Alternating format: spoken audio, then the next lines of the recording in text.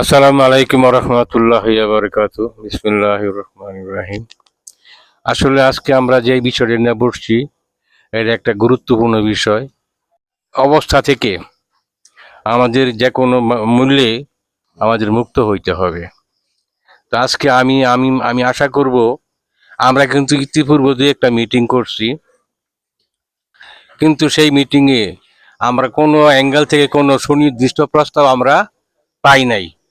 এই মাদক নিয়ন্ত্রণ করার জন্য সুনির্দিষ্ট কোনো ওই প্রস্তাব আমরা কি বলে সাজেশন আমরা পাই নাই। তা আমি আশা করব আজকে এই মাদক নিয়ন্ত্রণের লক্ষ্যে অবশ্যই সুনির্দিষ্ট কি বলে সুনির্দিষ্টভাবে কিছু প্রস্তাব পেশ করতে হবে এবং এটি কার্যকরী করতে হবে। তো আজকে এই মিটিং পরিচালনা করার জন্য আমি সর্দার মহিউদ্দিন সোহাগকে বিশেষভাবে আহ্বান করছি। ধন্যবাদ।